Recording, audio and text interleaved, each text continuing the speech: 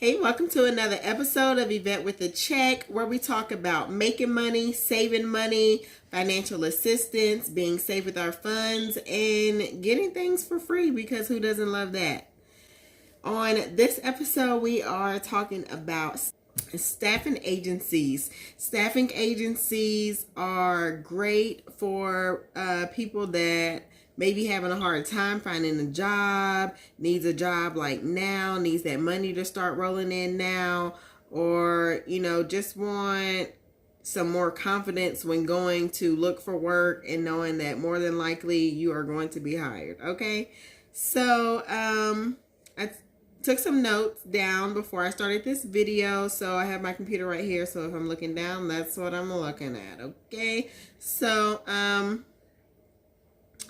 staffing agencies do provide fast employment. I have been asked not like to come to work the next day from applying, but I mean the same day.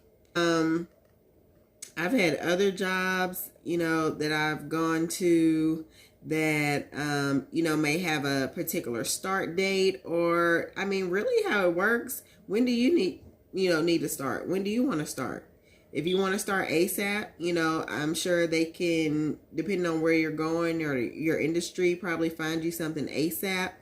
Or if you are maybe, not wanting to start, like you got some time. You know what I'm saying? It's not like you need some money real in 2 weeks. You got some time, before you need to start working. So, sometimes they hire for temporary employment. So it could be for one shift, it could be for one day, it could be for 2 days, it could be for this time frame of a particular event, or it could be, maybe a 1-year contract. And sometimes they do what is called temp to hire, where you are hired on temporarily, but with intentions of being hired, them hiring you. So usually within that process, it may just be a particular time frame, or sometimes they might just be stringing people along, promising them, getting full-time hired, and then they may never get hired full-time. Some people have worked as a temp for companies for years before they have got hired on full-time, or they never do. Now, some companies require a drug screen, some staffing agencies. Sometimes when you go in for your interview, they spring it on you. They're like, here, take this cup. Got a bathroom in the back. Go ahead and, let's get this drug screen. Sometimes they will schedule your drug screen and they will give you 24 hours or so, usually 24 hours to show up to that location and do your drug screen.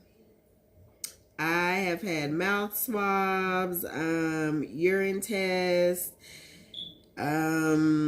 I've gone on site, off site. If you are in a situation where you are on site applying for a staffing agency and they're like,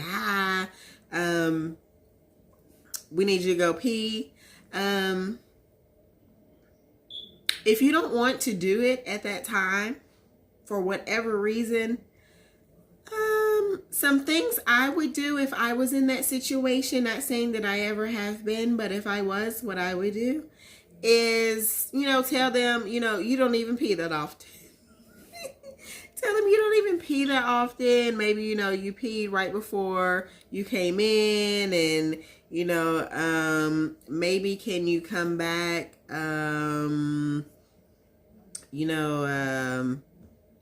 the next day. Maybe you could say, hey, you didn't expect to be here, be there that long, and you have to go and pick someone up from somewhere, so you kind of have to go. You don't have time for all that extra part of the interview. You might have to get creative if you're caught in a situation, but if you're watching this video, you should not be caught in that situation. You should be prepared, okay? However you choose to do that. So just give me a heads up. Now, what you can do is call before you go and ask them, do they do drug screens? If they do, is it on site? Just ask. If you want to get your cousin's phone, and call from their phone so it ain't the same number that you're putting on your application, do that if that's what you want to do. All right. So some staffing agencies require you to bring the clothes that you have that is going to be needed for the job. So say, for instance, if they are sending you to a factory or warehouse, they may want you to either wear or bring along with you your steel-toe boots. As far as safety gear, most of the time they are absolutely going to provide that. Safety goggles, if you need a vest, things like that, safety vest, they will, from my experience, provide that. If they don't, sometimes if you are going through a staffing agency, you might need to have that little bit of money up front to buy you particular color socks, depending on where you're going to work or what the industry is.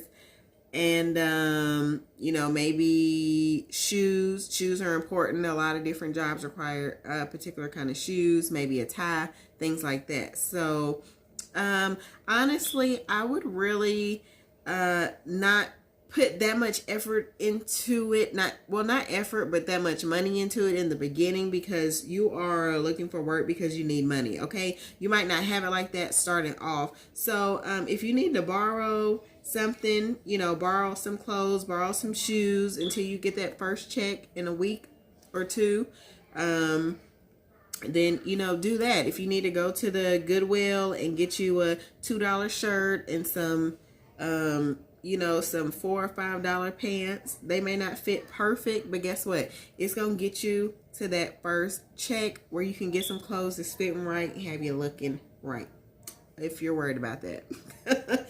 Okay, so you want to bring your ID and your social security card when you go to apply, because from my experience, most of the time when I have gone to apply for a staffing agency, it is also an interview process.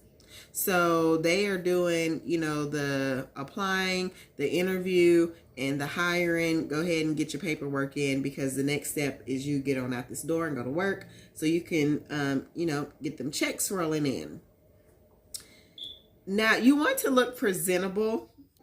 You need to look decent. Okay, now let me say something. If you are going to apply for construction, I do think that it is fair, and from my experience, what I've seen and, things like that, I think it would be reasonable to maybe wear your steel-toe boots or some boots and some jeans and a white t-shirt, whatever. Now, I would eat before I go, and I would also bring something to drink and bring a snack, because it could definitely be a process of a couple of hours. It depends on the situation. It depends on how many people they're hiring. It depends on the efficiency of the way the people in the office are doing their job, things like that. You do want to bring a cell phone charger, because you don't know when you're going to get out of there, honestly. When you go apply for a staff agency, it ain't no telling what time you're going to get out of there. So you want to bring your cell phone, because you might have a lot of downtime where you just need to, kill time and scroll, or, call a ride, or, you just want to have your phone. So bring your charger so it's charged up, basically. And, another good reason to bring your phone, you want to put your references on notice, because from my experience, when, like I said, it's the whole process, boom, bam, okay, right there when you go in. So they are calling your references and all that, like right then and there. So you need to put your references on notice before you even go, or you got your cell phone there with you, send a little text, okay, and let them know, like, hey, if you need to, call and let them know that so and so is calling you for this reference. You know how to handle that. All right. So some the staffing agencies, some of them are industry specific. Some industries include, say, industrial. That would be factory, warehouses, construction, I guess, things like that.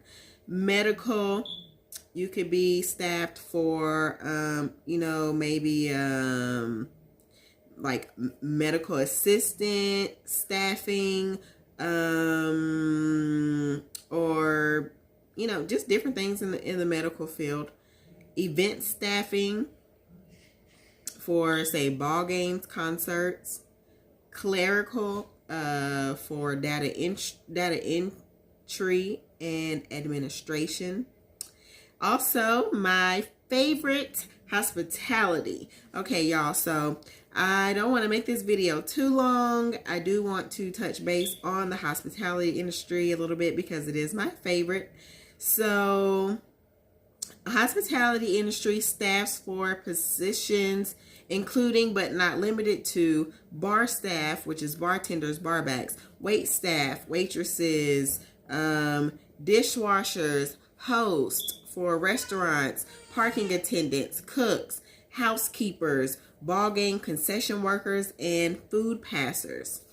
So some of my favorite positions that I've had through the staffing agencies have been, I was a seat filler on America's Got Talent. I went through a company called Adecco USA. That is one of my favorite staffing agencies that I've worked for. I also worked at, this one was funny, I worked at the Kentucky State Fair as a I guess I was supposed to be a chiropractor's assistant. I had just got hired for that event.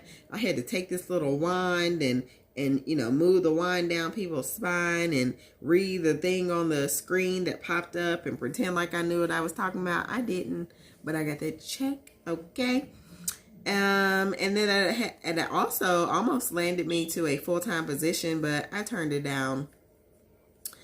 Weddings. I worked so many weddings. That is my absolute positive favorite assignment to work for staffing agencies. And I also worked at the Kentucky State Horse Park, and I can't think of the name of it. It's not in Lexington. I can't think of exactly the city specific. I actually met Bob Johnson when I worked there, the founder of BET. His daughter rides horses, so she was there riding, and he came there and had a drink. My bar was bar side of the the little horse jump field or whatever, so he got a drink, sit down there and watch his daughter. And let's see how you receive jobs. So you can call the company. It depends on the company. They have different rules. So sometimes they will have, maybe you call on Monday morning and mark yourself available, let them know you're available for that week, and they will call you and let them give you a schedule. Other scenarios, now with the new technology going on, companies are using apps where they will post the jobs through the app, and you can apply,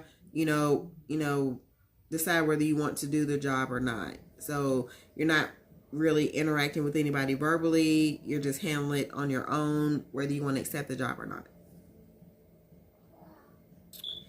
It is not hard work.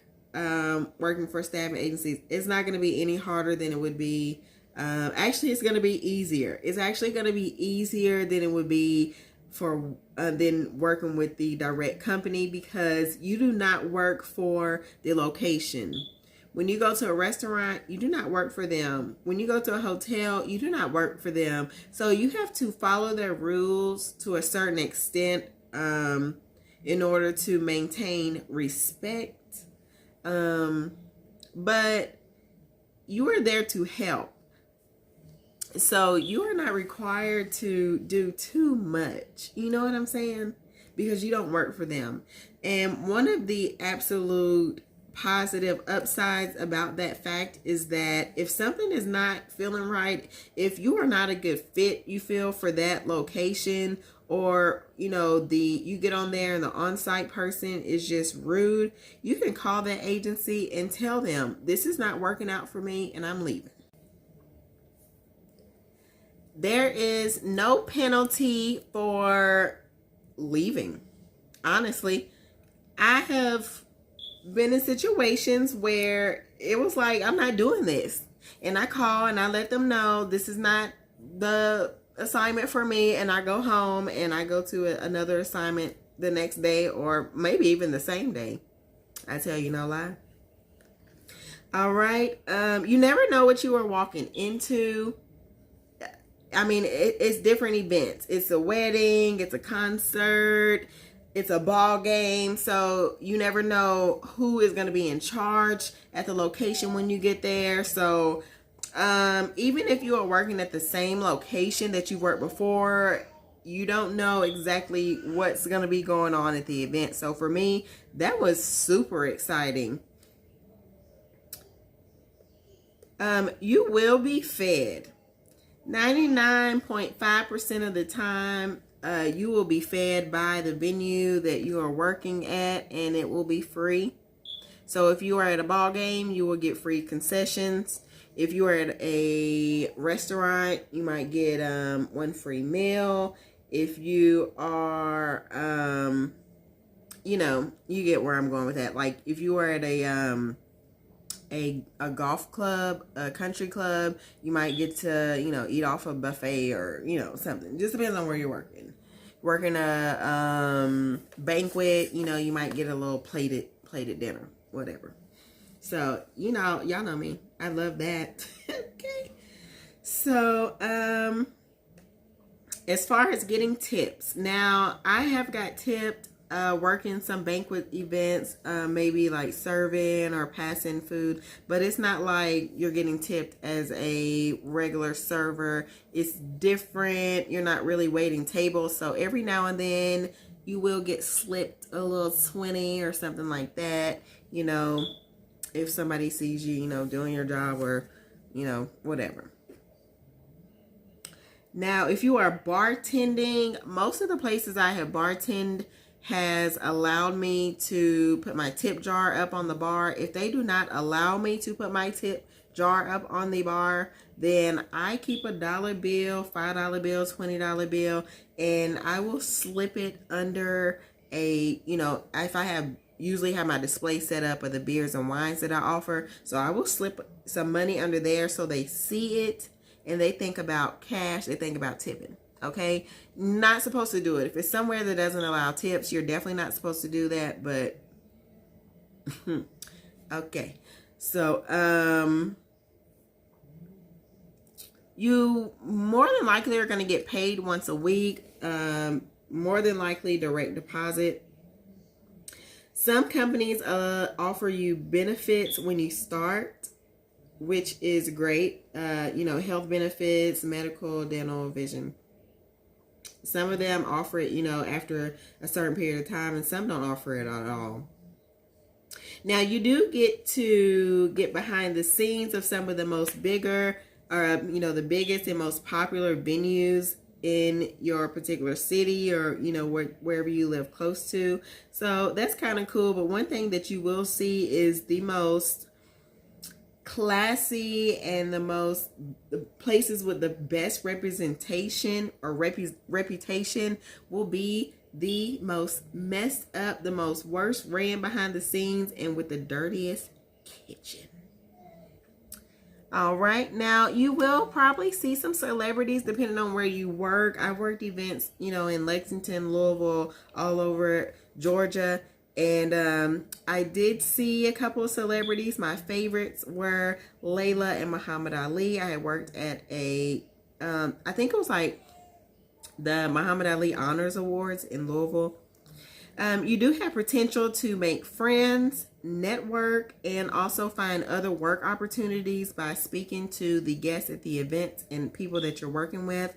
And also fake it if you make it. If you need a job and you see that a staffing agency is hiring for something, say for instance you want to bartend, you see a staffing agency is hiring for bartenders, then honey, I would say get on Google, learn you a couple recipes of the most popular drinks, say LIT margarita, because they may test you, throw it on you real quick, and you just fake it till you make it. I learned that in hair school. I lived by it for people that need to do that.